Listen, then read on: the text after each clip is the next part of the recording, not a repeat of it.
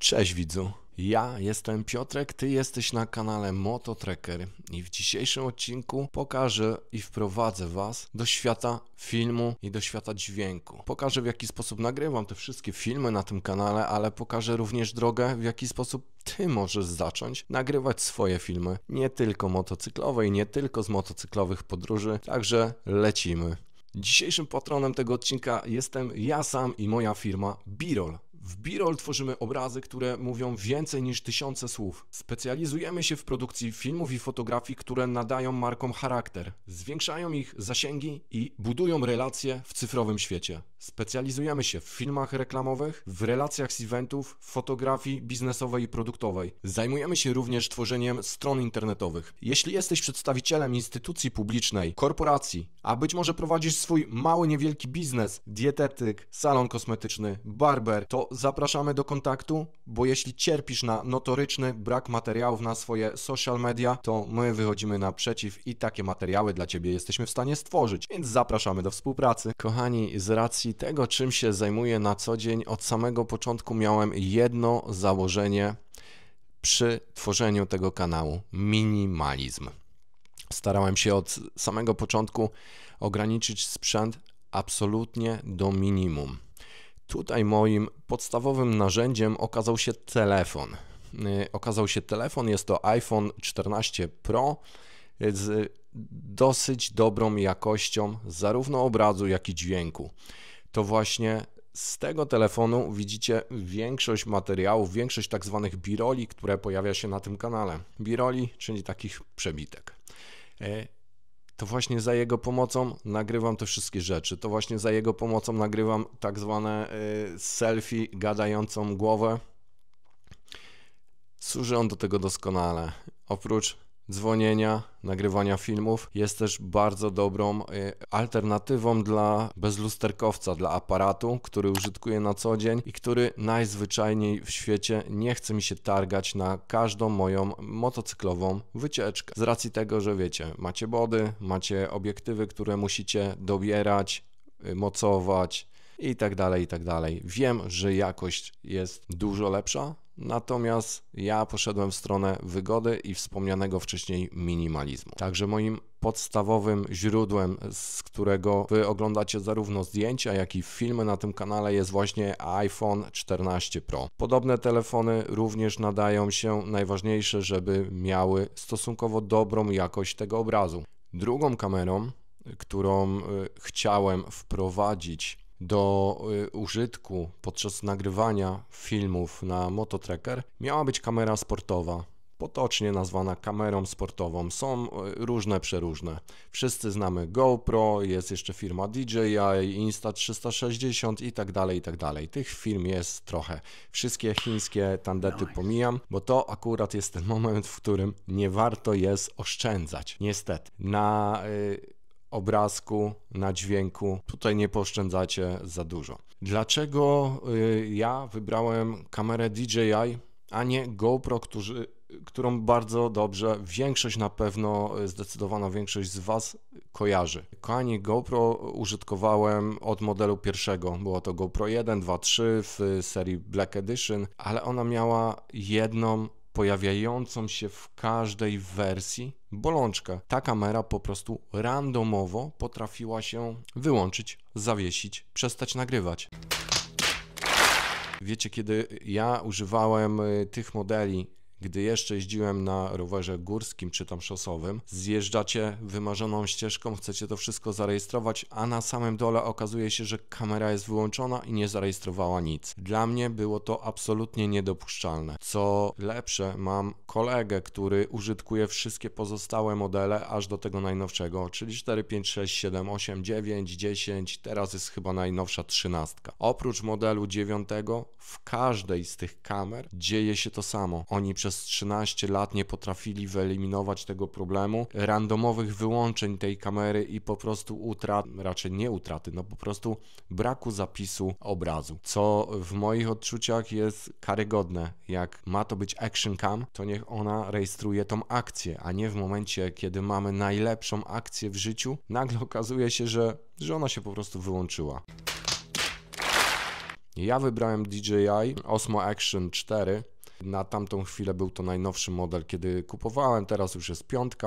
Natomiast to, czym one się różnią, to przede wszystkim ani razu mi się nie zawiesiła, odkąd ją mam, a mam ją rok czasu. Zero problemów z działaniem softu. Coś, co GoPro nie wyeliminowało przez 13 lat, to firma w 4. modelu swojej kamery DJI, no po prostu tam, wiecie, wszystko działa. Jeśli chodzi o jakość obrazków, tam są drobne niuanse między tymi kamerami. Między GoPro a Action ciężko jest zauważyć jakąś różnicę.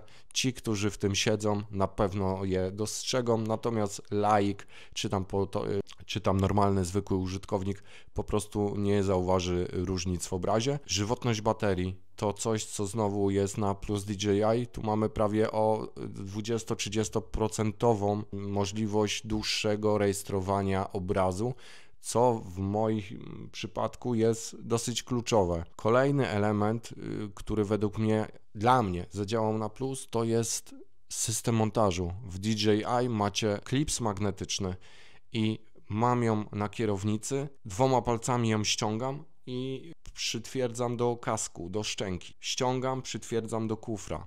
Wszystko trwa ułamki sekund. A teraz wyobraźcie sobie, kiedy macie i korzystacie z GoPro, jeszcze nie daj Boże w tej klatce i teraz ona wam się zawiesi. Wy musicie ściągnąć kask, odkręcić śrubę mocującą, ściągnąć tą klatkę, otworzyć slot z baterii, wyciągnąć tą baterię, włożyć ponownie z nadzieją, że ta kamera zatrybi.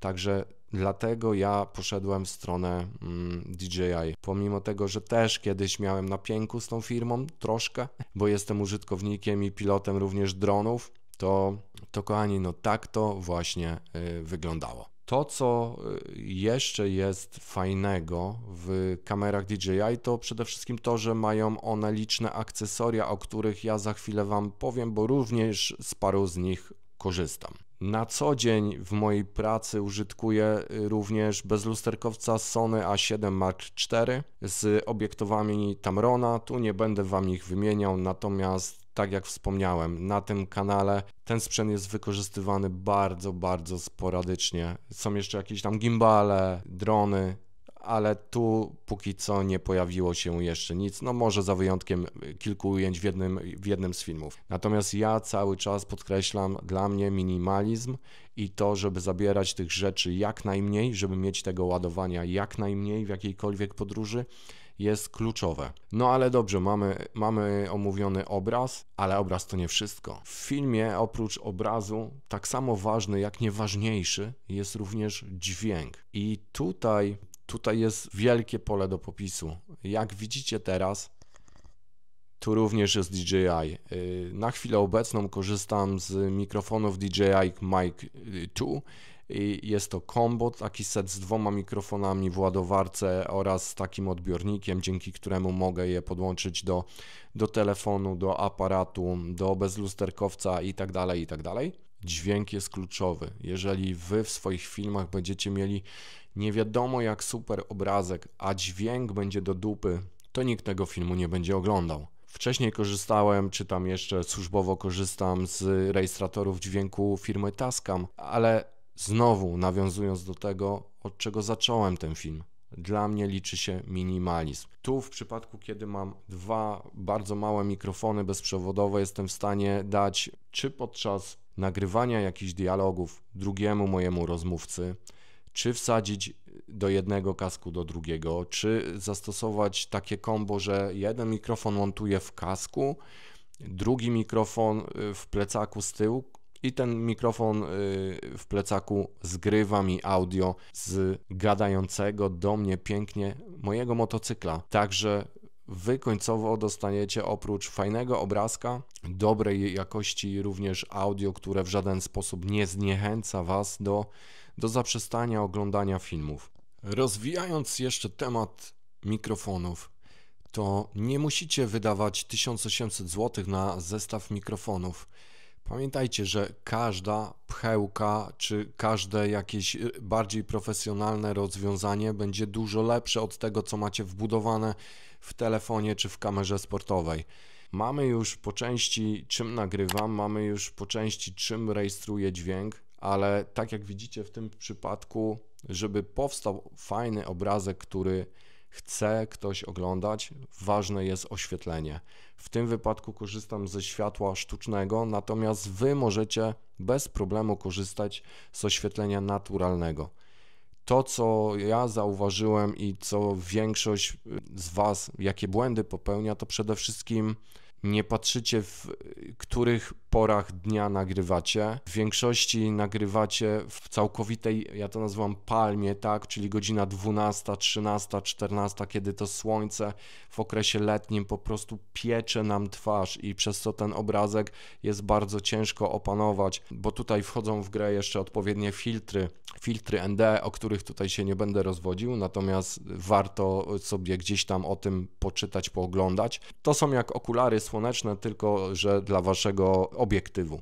Bez względu na to, czy to jest telefon, czy to jest kamera sportowa, czy to jest bezlusterkowiec, to jeśli macie specyficzne warunki oświetleniowe, żeby nagrać tak zwany filmowy look, będziecie potrzebowali filtrów ND. Odsyłam do Google'a, wujek Google ma wszystkie informacje na ten temat, ten film nie będzie o tym. Kochani, oprócz tego aparatu, telefonu, kamery sportowej, mikrofonów, o których wspomniałem, ja również jestem posiadaczem zarówno licencji, jak i drona.